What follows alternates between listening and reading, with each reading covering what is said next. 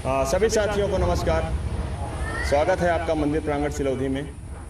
मैं अभी उपस्थित हूँ मनकामेश्वर महादेव मंदिर पंचवटी बाग सिलौधी में। और आज मैं सभी ग्रामवासियों के साथ उपस्थित होकर एक प्रश्न पूछना चाहता हूँ। हमारे पवन प्रजापति जी हैं जो कि जवाब नहीं देना चाहते हैं, कोई बात नहीं है। मैं मुख्य पुजारी यहाँ के नितिन पंडित जी से महाराज से पूछना चाहता हूँ, कुछ दिनों पहले जब मंदिर की हालात की स्थिति क्या थी? बहुत ही जर्जर हो गई थी। जो पेंटिंग थी सब मतलब निकल गई थी और उसके बाद काफ़ी चीज़ बेकार हो गया था। लाइटिंग तमाम चीज़ें व्यवस्थाएं बिगड़ गई थी। लेकिन अब जो कि सहयोग किए हैं इनके द्वारा हो रहा है। शिवम पांडे जी शिवम पांडे जी के सौजन्य से यहाँ पे पेंटिंग का काम और इसके लाइटिंग और आदि सारी व्यवस्थाएं कराई गई हैं। मैं सभी लोगों उपस्थित सभी लोगों से चाहता हूं कि एक बार जोरदार तालियां शिवम पांडे जी के लिए, क्योंकि बहुत ही सराहनीय कार्य उन्होंने किया हुआ है। और शिवम भैया, मैं जानना चाहता हूं कि आपके साथ साथ और कौन कौन सहयोगी थे जो आपके साथ संलिप्त थे इस काम में और अपना योगदान दिए हैं? एक तो भाई आप खुद हो, रवि पांडे जी। सारी मैनेजमेंट की सुविधा इनके ऊपर थी और ये कैसे कैसे करके ये काम पूरा करवाएं ये खुद जानते हैं, इनकी आत्मा जानती है। बहुत मेहनत की है। और दूसरा संठू पेंटर बहुत ही ईमानदार और बहुत ही बुद्धिमान आदमी है, मेहनती है। अपने मेहनत के जरिए से इतना अच्छा पेंटिंग किया है इन्होंने। और ये बहुत अच्छा लड़का है, ईमानदार है, काम अच्छा करता है, मेहनती है और बहुत कारीगरी इसकी इतनी सुंदर है। आप लोग मंदिर को ध्यान से देखिए कि इतनी बारीकी से काम किया गया है कि कोई बता नहीं सकता कि नया लड़का है। ऐसा काम हुआ है जैसे कि इसके सालों का एक्सपीरियंस हो और बहुत अच्छा, बहुत सुंदर कार्य हुआ है। इसके लिए एक जोरदार ताली होनी चाहिए। बहुत बहुत धन्यवाद संठू भाई आपका। आप बहुत अच्छा आपका जो है सहयोग रहा है मंदिर प्रांगण को व्यवस्थित और सुंदर बनाने में, और इसके हम सभी आभारी रहेंगे। बहुत बहुत धन्यवाद संठू भाई। और आप सभी दर्शकों को ये बताना चाहते हैं कि मैं शिवम भाई से मंदिर के विषय में और भी कुछ चीज़ें जानना चाहूँगा।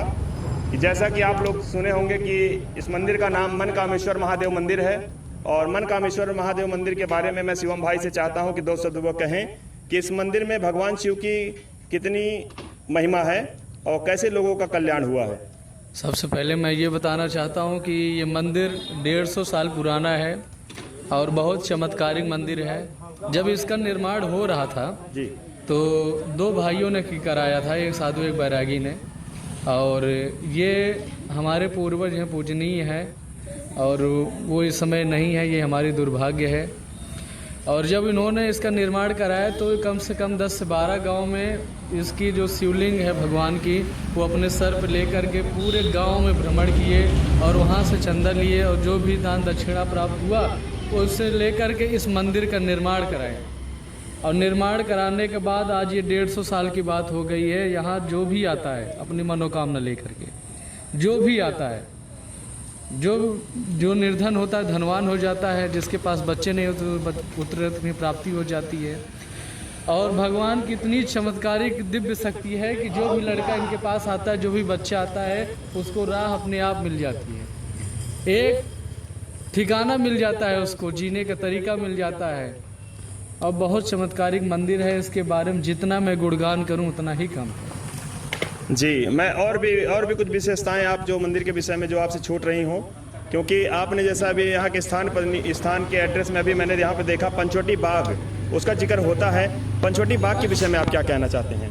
पंचवटी बाग एक ऐसा बाग है जैसे कि इसमें 5 प्रकार के पेड़ आते हैं। जैसे कि आप लोग सुने होंगे नवग्रह होता है, 9 प्रकार की पेड़ होती है, वैसे एक पंचवटी बाग भी होती है जिसमें 5 प्रकार के पेड़ हैं।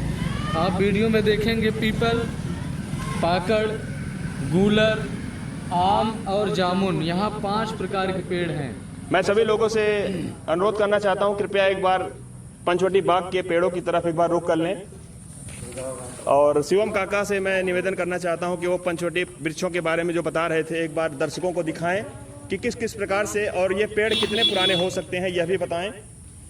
और ये पेड़ आप पीछे देख रहे हैं जो वीडियो में आपको दिखा, पीपल का वृक्ष है जो कि यहाँ पे पूजा पाठ होता है, अनेक देवी देवताओं का यहाँ पे निवास होता है। हमारे सनातन धर्म में पीपल वृक्ष का बहुत ही मान्यता दी गई है, प्राथमिकता दी गई है।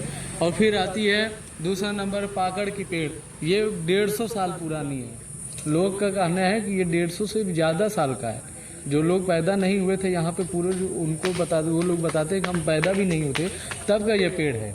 और इसकी लटाएं और जड़ देखिए, बहुत ही पुरानी वृक्ष है। और फिर गूलर, जो कि गूलर हमारी सेहत के लिए बहुत फायदेमंद है। आप लोग गूलर के बारे में जानेंगे तो आप दंग रह जाएंगे।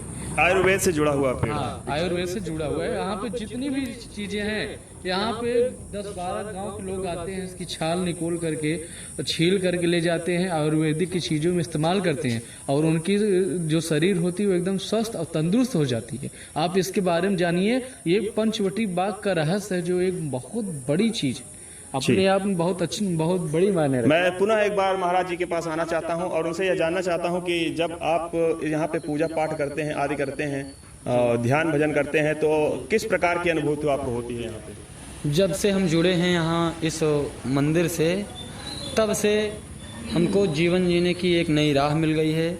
और जब जब मैं भगवान के पास आता हूँ, नियमित आता हूँ, प्रातः कालीन एवं संध्या कालीन आता हूँ, तो आने के पश्चात जब मैं पूजन करता हूँ तो जैसे वातावरण जो होता है हमारे मन का, वही एकदम शुद्ध हो जाता है। सारी नकारात्मक ऊर्जाएं जो हैं वो एकदम सकारात्मक में परिवर्तित हो जाती हैं। और नियमित पूजन करने से हमको यह भी लाभ प्राप्त हुआ, जैसा कि इनका अभी नाम बताया गया कि मन कामेश्वर महादेव। तो जो मन की कामनाओं के ईश्वर हों उनको ही मन कामेश्वर महादेव कहा गया है। यथा नाम तथा गुण, अर्थात कि इनका जैसा गुण है वैसा ही इनका नाम है। तो इनके प्रति हमारी श्रद्धा ऐसी है कि अगर हम एक बार जब तक दर्शन नहीं कर लेते हैं दिन में, तब तक जैसे मन है मेरा बेचैन रहता है। और इनकी ही कृपा से जब मैं जुड़ा था इनसे, तब हमारे पास एक टूटी हुई साइकिल थी, उससे मैं आता था और पूजा करता था और भगवान से हमेशा प्रार्थना करता था कि आपकी कृपा होगी तो हम भी एक 2 पहिए का वाहन लेंगे। और भगवान की ऐसी महती कृपा हुई कि इनसे जुड़े हुए हमको विगत 3 ही वर्ष हुए थे कि उसके पश्चात हमने एक नवीन 2 पहिया वाहन ले लिया। तो ऐसी है इनकी कृपा, जैसा बताए हैं पूर्व में शिवम भैया जी, ऐसी है कृपा। और सभी लोगों से, दर्शकों से मैं अनुरोध करूंगा कि आप लोग एक बार जरूर आएं और महादेव के चरणों में अपना नमस्कार करें, 1 लोटा जल चढ़ाएं और देखिए क्या उसका फल मिलता है। जब तक आप देखोगे नहीं, जानोगे नहीं, तब तक मानोगे नहीं कोई भी चीज़ हो। ठीक जी महाराज जी का जो कथन था बहुत ही सत्य और बिल्कुल ही सटीक था, क्योंकि ऐसी मान्यताएं जो मैंने भक्तों के द्वारा, श्रद्धालुओं के द्वारा यहाँ पे सुना हुआ है कि जो यहाँ पे अपनी मनोकामना लेकर आता है भगवान भोलेनाथ की शरण में और अपना सर नवाता है और भगवान की निस्वार्थ भाव से भक्ति करता है, निष्काम भाव से, जरूर ही भगवान उसका कल्याण करते हैं। और ऐसे महादेव के चरणों में बारंबार प्रणाम करता हूं। और मैं सभी दर्शकों से अनुरोध करना चाहता हूं कि मेरे साथ एक बार जोरदार जयकारा लगाएं। बोलिए मन कामेश्वर महादेव की जय, सिया रामचंद्र भगवान की जय। इसी जयकारे के साथ मैं आशा करता हूं कि आप सब यहाँ पे आएं और महादेव के शरण में आपका भी कल्याण हो।